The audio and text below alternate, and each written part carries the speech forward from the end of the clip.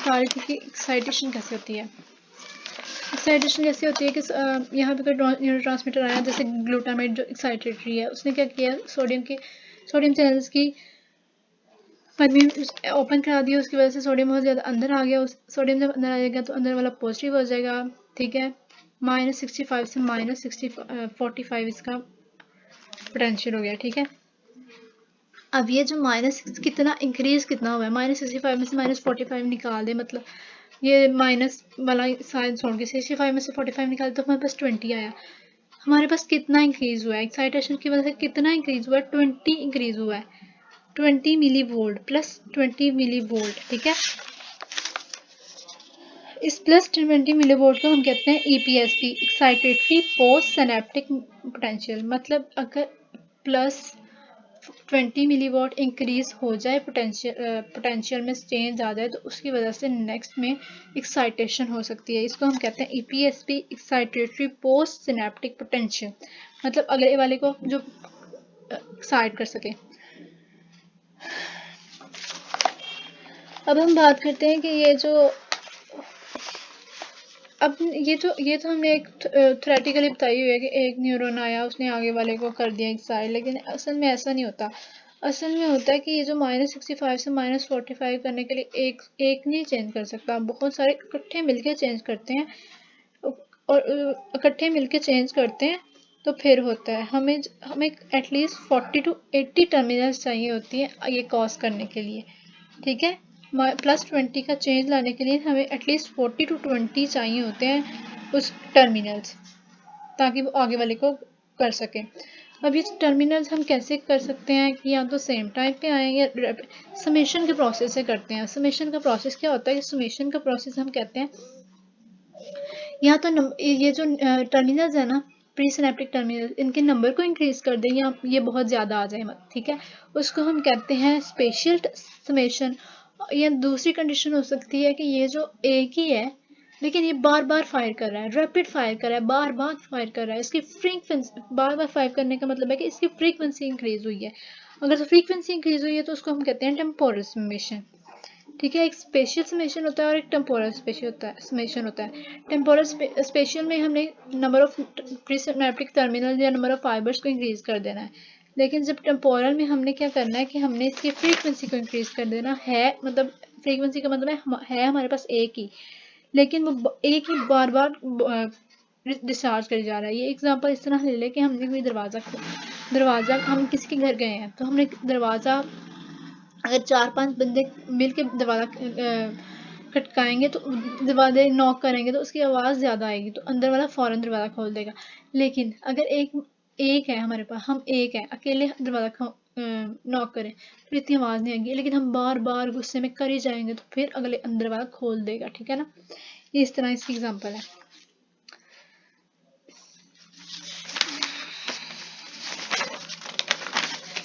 अब हम बात करते हैं कि ये जो ये जो हमारा ना ये तो सोमा है, जनरेशन कहाँ पे होती है। दरअसल ये जो एक्शन पोटेंशियल है ना, ये यहाँ पे जनरेट नहीं होता, ये इस एरिया में जनरेट होता है जिसको हम कहते हैं एक्सोन हिल्लोक या initial segment of action axon. यहाँ पे पहले जनरेट होता है, बाद में फिर ये इधर से आगे भी जाता है और इधर से पीछे भी जाता है, मतलब सोमा तक भी आता है। अब बाज़ औक़ात क्या होता है कि सोमा है ना जो, अब इसकी वजह है कि पीछे भी जाता है, जो पीछे होता है बाज़ औक़ात ये जो हमारे डेंड्राइट्स है ना उसके एंड तक नहीं जा सकता, और हमारे ना उसके बाद एंड तक नहीं जा सकता। क्यों? अब मतलब ये आगे भी गया और पीछे भी गया। सबसे पहले मैं आपको बताती हूँ यहाँ पे होता क्यों, ये सोमा में क्यों जनरेट नहीं होता। यहाँ पे इसलिए जनरेट होता है कि यहाँ पे ना जो वोल्टेज गेटेड चैनल्स है ना, यहाँ पे सोमा में इसके वोल्टेज सोडियम के वोल्टेज गेटेड चैनल्स कम होते हैं।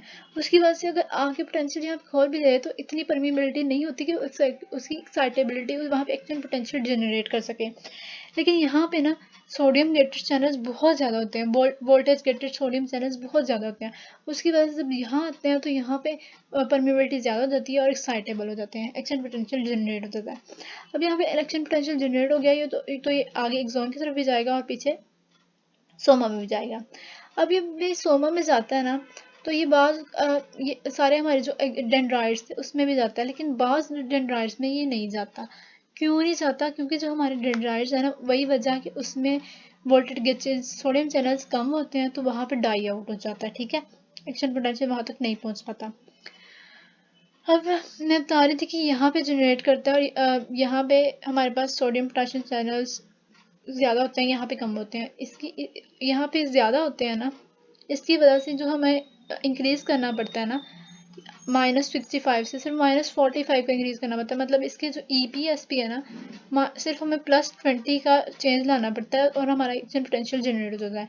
लेकिन अगर हम यहाँ पे करना चाहते हैं ना जनरेट, उसकी वजह से हमें +30 या +40 का चेंज लाना पड़ता है।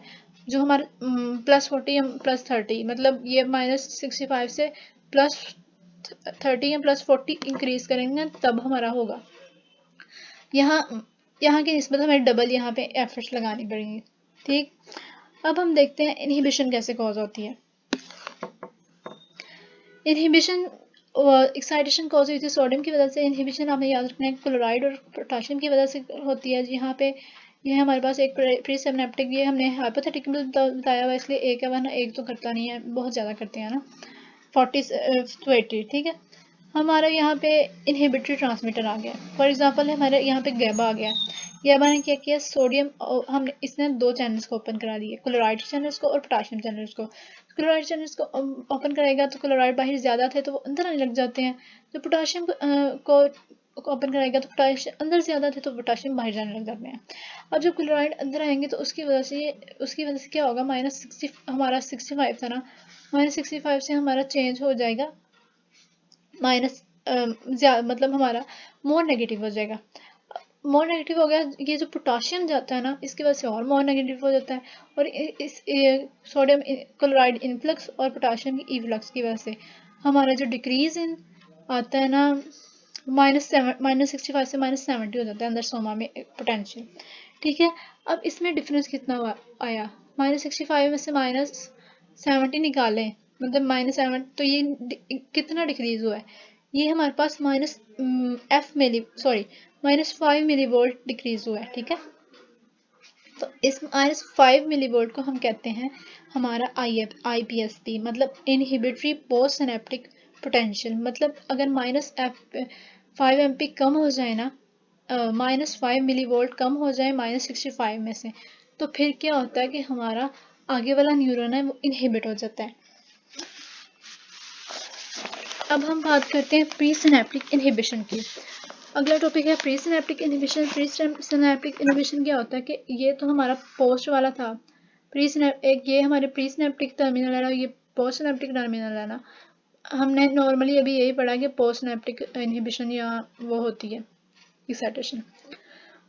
आज ऐसा होता है कि यहाँ पे ना हमारा एंजाइम आ जाता है, इनहिबिटरी न्यूरोट्रांसमीटर ना, ये प्री सिनेप्टिक पे अभी ना यहाँ पे पहुंचे नहीं होते, अपने टर्मिनल के एंड पे पहुंचे नहीं होते न्यूरोट्रांसमीटर कि यहाँ पे कोई गैबा फॉर एग्जांपल आ जाता है। उस गैबा होता है हमारा इनहिबिटरी ट्रांसमीटर, वो यहाँ पे आके एक्ट करता है और इसको इनहिबिट कर देता है, और इस तरह इसकी इनहिबिशन हो जाती है और वो आगे पोस्ट पे इफेक्ट ही नहीं कर पाता। इसको हम कहते हैं प्री सिनेप्टिक इनहिबिशन। ठीक है, अब ये प्री सिनेप्टिक इनहिबिशन होती क्यों है? प्री सिनेप्टिक इनहिबिशन जो हमारे जो सेंसरी पाथवेज है ना नर्वस सिस्टम में, वहाँ पे होती है। क्यों होती है? क्योंकि जब हमने ताकि हमारे जो फाइबर्स है ना, सेंसरी फाइबर्स, इसमें क्या होता है कि ऊपर जब जाते हैं ना सेंसरी फाइबर्स, ब्रेन तक खिंचाने होते हैं ना, तो म्यूचुअली इनहिबिट करते हैं, एक दूसरे को इनहिबिट करते हैं, ताकि जो हमारा जो फोकस वाला सिग्नल है ना वो हमारे ब्रेन तक जा सके, और जो साइडों वाले हैं ना वो मिनिमाइज हो जाए, उन सेंस जो हमारे सिग्नल है मिक्स ना हो जाए। ठीक है, सेंसरी पाथवेज में होते हैं ताकि जो हमारे आसपास वाले फालतू है ना वो इनहिबिट हो जाए, तो जो हमें चाहिए ऊपर तक सिर्फ शार्प सेंसरी मैसेज पहुंचे। अगर time course of post synaptic potential की बात करते हैं कि जो टाइम कोर्स होता है वो कितना होता है।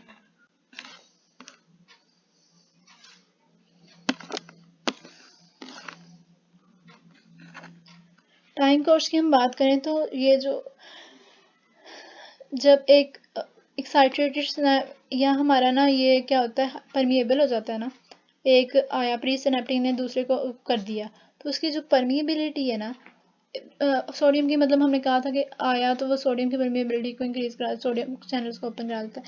अभी सोडियम चैनल जो ओपन हुए हैं वो हाईली परमिएबल होते हैं 1 to 2 मिली सेकेंड्स के लिए। ये देखें 1 to 2 मिली सेकेंड्स के लिए ना ये हाईली परमिएबल हो जाते हैं, ठीक। तो और ये 1 to 2 सेकेंड्स तक ना ये मैक्सिमम पीक पे पहुंच जाते हैं। फिर क्या होता है कि अगले 15 सेकेंड्स तक क्या होता है कि इनका ये सारा असर खत्म हो जाता है। तो जो पोस्ट सिनेप्टिक पोटेंशियल का टाइम कोर्स होता है 1 to 2 मिली सेकेंड तक ये पीक पे पहुंच जाता है, और अगले 15 सेकेंड्स तक ना फिर सॉरी सेकेंड्स के जा रही हूँ मिली सेकेंड्स, ठीक है। 1 to 2 मिली सेकेंड्स तक ये इसकी सोडियम की परमेबिलिटी इंक्रीज होती है। जब परमेबिलिटी इंक्रीज होती है तो ये एक्शन पोटेंशियल ऊपर चली जाता है, और फिर क्या होता है कि आहिस्ता आहिस्ता ये कम हो जाता है, कम हो जाता है, और कम कम होता बिल्कुल ख़त्म हो जाता है नेक्स्ट 15 मिली सेकेंड्स में, ठीक है। ये तो एक्साइटेशन की बात की है ना। इनहिबिटरी में भी बिल्कुल ऐसे ही होता है कि पहले 1 to 2 सेकेंड्स के लिए क्लोराइड और पोटाशियम चैनल्स की वो होती है, पोटाशियम चैनल्स की खुलते हैं। उसकी वजह से ये जो एक्शन पोटेंशियल तो ऊपर को जा रहा है ना वो रिवर्स नीचे को आएगा ग्राफ, ठीक है। उसके बाद जो हमारा IPSP क्रिएट हुआ है 1 to 2 मिली सेकेंड्स के लिए पोटाशियम और क्लोराइड चैनल्स खुलते हैं, और अगले 15 मिली सेकेंड्स में ना 1 to 2 मिली सेकेंड के लिए खुलते हैं और अगले 15 मिली सेकेंड में दोबारा नॉर्मल हो जाते हैं। ये तो हमारा काम था ना मिली सेकेंड में, मतलब हो रहा है मिली सेकेंड में। लेकिन बहुत से ऐसे वो होते हैं हमारे न्यूरो जो कि ना इससे ज़्यादा टाइम के लिए इफ़ेक्ट कॉज करते हैं। इसमें एग्जांपल है न्यूरोपेप्टाइड ट्रांसमीटर जो होते हैं ना, वो सेकेंड्स मिनट्स या आवर्स तक भी अपने काम कर सकते हैं, अगर एक्शन कर सकते हैं, ठीक है।